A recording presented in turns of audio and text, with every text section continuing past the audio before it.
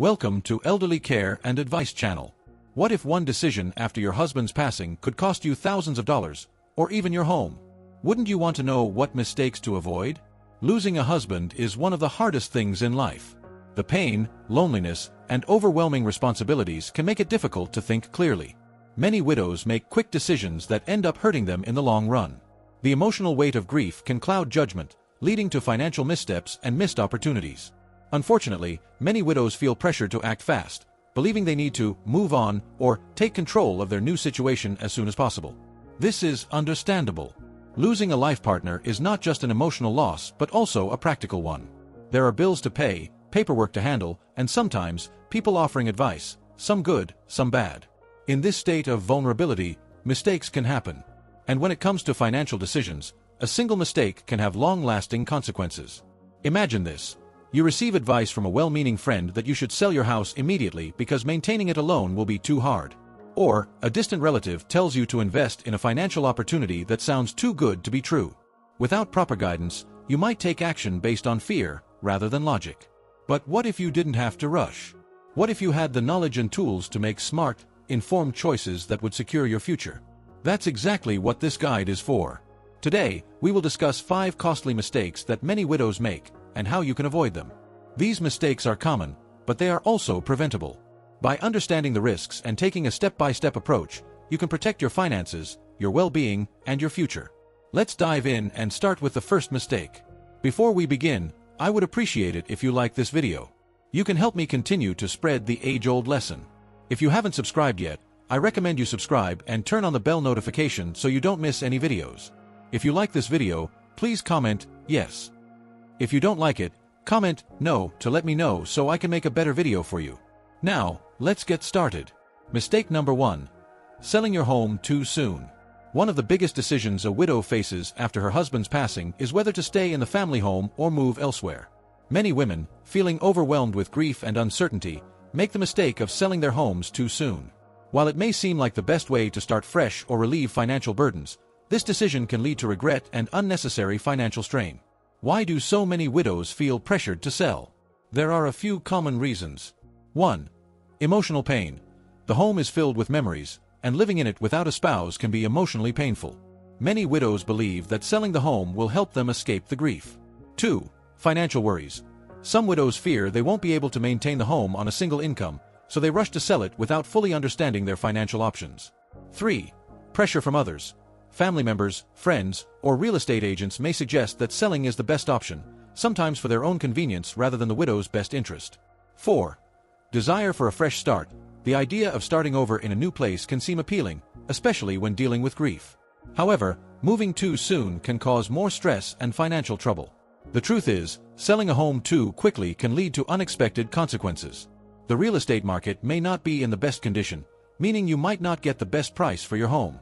Additionally, moving costs, legal fees, and purchasing or renting a new place may end up being more expensive than anticipated. This happened some years back to a widow. Mary, a 72-year-old widow, sold her home within 6 months of her husband's passing. She thought moving to a smaller place would save money and make life easier. However, she later realized she had underestimated her future expenses. The money she received from the sale of her house was not enough to cover the costs of her new living arrangement, including rent, utilities, and maintenance fees. Within a year, she regretted her decision and wished she had taken more time to plan. Had Mary waited longer, she could have explored financial assistance programs, refinanced her mortgage, or even rented out a part of her home for additional income. Instead, she rushed into a decision based on fear, leading to unnecessary stress and financial strain. What to do instead?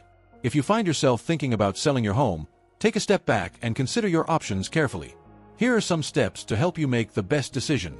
1. Give yourself time. Avoid making major financial decisions within the first year of your husband's passing. Allow yourself time to grieve and think clearly. 2. Assess your financial situation. Before assuming that selling is the best choice, take time to evaluate your income, expenses, and potential support from benefits or insurance payouts. 3. Consult a financial advisor. A professional can help you understand whether selling is truly necessary or if there are other options available to you, such as refinancing your mortgage or downsizing gradually. 4. Consider renting instead of selling. If maintaining your home feels overwhelming but you're not ready to part with it, renting out a portion of your house can provide additional income while keeping your options open. 5. Explore other housing options. If you do decide to move, research senior-friendly housing communities that offer financial flexibility and a supportive environment. 6. Talk to trusted friends and family. Seek advice from people who have your best interests at heart, not those who may be pushing you toward a decision for their own benefit. The home you shared with your husband is more than just a building. It holds years of memories and stability. Making a rushed decision could lead to unnecessary financial difficulties and emotional distress. By taking your time, evaluating your options, and seeking professional advice, you can ensure that whatever choice you make is the best one for your future. Selling a home is a big decision, but it doesn't have to be made in haste. Remember, time is your ally, not your enemy. Now, let's move on to the second costly mistake widows often make: trusting the wrong people with their finances. Mistake number 2. Trusting everyone with your finances. When a husband passes away, many widows suddenly find themselves handling finances they may not have managed before. In this vulnerable state, they may lean on family members, friends, or financial advisors for help. While some people have good intentions, others may take advantage of the situation. Some common financial dangers include: 1. Scams targeting widows. Criminals often target older women who have recently lost their spouses. They may pretend to offer financial help, only to steal money or personal information. 2. Manipulation by family members. While most family members mean well, some may try to control or misuse the widow's finances for their own benefit. 3. Untrustworthy financial advisors. Not all financial advisors act in your best interest. Some may encourage risky investments or charge high fees without providing real value. 4. Quick financial decisions. Under emotional stress, widows may rush into major financial decisions, like transferring large sums of money or signing legal documents they don't fully understand. Here is another story of a widow near my house. Susan, 68, trusted a distant relative to handle her finances. She gave him control over her bank accounts, believing he would help her manage bills and investments. A year later, she discovered he had drained her savings. What to do instead? Learn basic financial management. Educate yourself on managing your money. Keep control of your accounts. Never give full financial control to another person. Seek multiple opinions. Always consult multiple advisors before making decisions. Be cautious with investments. Avoid high-risk opportunities and always verify legitimacy. By staying informed and cautious, you can protect yourself from financial harm. If you're still watching this video and finding these insights valuable, please comment "yes" below to let me know you're here. If you haven't subscribed yet, I recommend you subscribe and turn on the bell notification so you don't miss any videos. Your support helps us continue creating good content to inform and inspire you. Now, let's move forward. Mistake number 3. Making big financial decisions too soon. Losing a spouse is overwhelming, and in the midst of grief, many widows feel pressured to make major financial decisions quickly. Whether it's selling assets, changing investments, or adjusting retirement plans, rushing these choices can lead to significant financial loss and long-term regret. Many widows experience external pressure from family members, financial advisors, or even their own emotions. Some may feel that making big changes is the best way to move forward, while others may simply want to get things over with so they don't have to deal with painful reminders of their loss. However, grief can cloud judgment, and financial decisions made under stress often lead to poor outcomes. Some common rushed decisions include: 1. Selling stocks or investments too soon. Many widows, feeling unsure about their finances, sell stocks or mutual funds at the wrong time, losing potential gains. 2. Giving away money to family. Some widows feel guilty about their newfound financial independence and start giving money to children or relatives without fully understanding their own future needs. 3. Changing wills or trusts immediately. While it is important to update legal documents, making hasty changes could result in unintended consequences. 4. Investing in risky financial opportunities. Some widows may be tempted by high-risk investment schemes that promise quick returns but end up losing their savings. 5. Paying off all debts at once. While reducing debt is generally a good idea, draining savings to pay off a mortgage or credit card debt without a long-term plan can leave a widow without a financial safety net. Learn from another widow named Linda. Linda, 67, was devastated after her husband passed away. Wanting to simplify her life, she immediately sold their shared vacation home. At the time, the market was down, and she received much less than its actual value. A year later, she realized that she could have rented it out for income while waiting for a better market. The rushed sale cost her tens of thousands of dollars. What's she supposed to do? 1. Give yourself time. Avoid making major financial changes in the first 12 months after losing your spouse. This allows time for emotions to settle and a clearer perspective to develop. 2. Consult multiple experts. Speak with a financial advisor, estate planner, and accountant before making big decisions. Getting multiple opinions can help you make a more informed choice. 3. Create a temporary financial plan. Instead of making drastic changes, create a short-term plan that covers essentials like bills, insurance, and emergency funds. Once you feel emotionally stable, you can make longer-term decisions. 4. Be skeptical of quick advice. If someone is pressuring you to act fast, whether it's a relative, a financial planner, or a salesperson, take a step back. Good financial decisions are made with careful thought, not urgency. 5. Keep an emergency fund. Before making any major financial moves, ensure you have at least 6 to 12 months of expenses saved in a liquid account to provide financial security. Making financial decisions is a crucial part of adjusting to life after loss, but rushing into them can create unnecessary stress and setbacks. By allowing yourself time, seeking expert guidance, and carefully evaluating your options, you can ensure that your financial future remains stable and secure. Mistake number 4. Neglecting to update important legal and financial documents. After losing a spouse, many widows are so overwhelmed with grief and immediate responsibilities that they overlook one of the most crucial steps: updating their legal and financial documents. This mistake can lead to unexpected financial complications, legal disputes, and even loss of assets that rightfully belong to them. When a husband passes away, many documents still list him as the primary beneficiary or account holder. If these aren't updated, a widow might face difficulties accessing her own money or transferring property. Worse, outdated wills or insurance policies can lead to assets being distributed in ways that no longer align with her wishes. Some common issues that arise from failing to update documents include: 1. Inaccessible bank accounts. If an account is in the husband's name and no beneficiary is listed, it could be frozen, requiring a lengthy legal process to access funds. 2. Outdated beneficiaries on life insurance or retirement accounts. If the primary beneficiary has passed away and no contingent beneficiary is named, the widow may not receive the funds smoothly. 3. Property ownership confusion. If the home or other properties were solely in the husband's name, the widow may face legal challenges in transferring ownership. 4. Legal disputes among family members. If a will is outdated or unclear, surviving family members may argue over assets, causing unnecessary stress and even legal battles. 5. Missed benefits or financial support. Government benefits, pensions, or insurance policies may require updated paperwork to ensure a widow receives what she is entitled to. I heard this story from a friend of mine some years back about one young widow called. Here is Carol's story. Carol, a 70-year-old widow, assumed that everything would automatically transfer to her when her husband passed. However, when she went to claim his retirement benefits, she discovered that the beneficiary listed on the account was his brother, whom they had lost contact with years ago. Because her husband never updated the paperwork, Carol had to go through a long legal process to try to claim the benefits. By the time everything was settled, she had already faced financial hardship. What to do instead? To avoid these issues, take the following steps as soon as you feel ready. 1. Update your will and estate plan.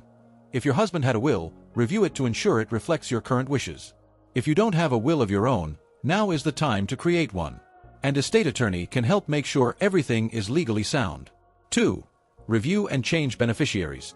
Check all financial accounts, life insurance policies, and retirement funds to ensure the listed beneficiaries are correct. If your husband was the primary beneficiary on your accounts, update it to someone else you trust. 3. Retitle property and assets. If your home, car, or other major assets were in your husband's name alone, work with an attorney to have them legally transferred to your name to avoid complications in the future. 4. Ensure easy access to financial accounts. Make sure your name is on all necessary bank accounts and utility bills so you can manage finances smoothly. If you're unsure about certain accounts, contact the financial institutions to verify access. 5. Check pension and Social Security benefits. Some pensions and Social Security benefits can be transferred to a surviving spouse, but paperwork needs to be updated. Contact the necessary offices to ensure you're receiving the benefits you're entitled to. 6. Organize important documents in one place. Keep copies of your will, insurance policies, property deeds, and financial account details in a secure location. Let a trusted family member or attorney know where to find them. It's easy to overlook legal and financial paperwork while dealing with grief, but taking the time to update these documents will save you from major headaches in the future. By staying proactive and making sure all legal and financial matters are in order, you can protect yourself and your family from unnecessary stress and uncertainty. If you're still watching this video and finding these insights valuable, please comment yes below to let me know you're here. If you haven't subscribed yet, I recommend you subscribe and turn on the bell notification so you don't miss any videos. Your support helps us continue creating good content to inform and inspire you. Now, let's move forward. Mistake number 5. Isolating yourself and not seeking support. Losing a husband is one of the most devastating experiences a woman can go through. The grief, loneliness, and sudden change in routine can feel overwhelming. Many widows withdraw from social interactions, believing that isolation will help them cope. Some feel that others won't understand their pain, while others may not want to burden friends or family with their emotions. While it's natural to want time alone to process grief, prolonged isolation can lead to emotional, mental, and even physical health problems. Studies show that loneliness can increase stress, weaken the immune system, and even lead to depression. Additionally, staying disconnected from others may result in missing out on valuable emotional support, financial guidance, and even social benefits that could help ease this difficult transition. Some common reasons widows isolate themselves include: 1. Overwhelming grief. The emotional pain feels too heavy, making it hard to engage with others. 2. Guilt or sadness. Some widows feel guilty enjoying life or socializing after losing their spouse. 3. Fear of change. Their life has already changed drastically, and they may resist more changes, including new relationships or friendships. 4. Lack of close friends or family nearby. Some widows don't have immediate family nearby, making social interaction more difficult. 5. Loss of confidence. If their husband handled most social engagements, a widow may feel unsure of how to reconnect with people. However, staying isolated can have severe long-term effects, including a declining mental health. Prolonged loneliness can lead to anxiety, depression, and memory problems. Physical health issues. Studies show that social isolation increases the risk of heart disease, high blood pressure, and weakened immunity. Financial and legal problems. Without trusted friends or advisors, widows may struggle to manage finances or make informed decisions. Now, let me share my friend widow's story with you. Janet, a 65-year-old widow, stopped going to church and social gatherings after her husband passed. She spent most of her days at home, watching TV and avoiding phone calls. Over time, she began feeling even more depressed and disconnected. She also overlooked an important financial deadline because she had no one to remind her about it. One day, a friend convinced her to attend a local senior group meeting. Reluctantly, she went, and to her surprise, she found comfort in speaking with other widows who understood her pain. Slowly, she started reconnecting with people and found emotional and financial support that helped her move forward. What to do instead? If you find yourself withdrawing from others, here are steps to stay socially engaged and emotionally supported. 1. Reach out to trusted friends and family. Even if you don't feel like talking, keeping in touch with loved ones can provide comfort and encouragement. 2. Join a support group. Many communities offer widow support groups where you can connect with others who share similar experiences. Speaking with people who understand your grief can be healing. 3. Stay active in social or religious groups. Attending church, volunteering, or joining local clubs can help you maintain a sense of belonging. 4. Seek professional counseling. A grief counselor can help you navigate the emotions that come with losing a spouse. Talking to a professional can prevent prolonged sadness from turning into depression. 5. Engage in new hobbies or activities. Exploring a new hobby, such as gardening, painting, or even traveling, can help shift your focus and introduce you to new social circles. 6. Consider getting a pet.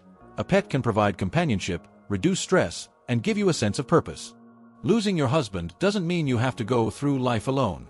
While grief is a personal journey, having support from others can make a huge difference. By staying connected and engaged, you can find comfort, regain confidence, and continue living a meaningful life. Moving forward with confidence.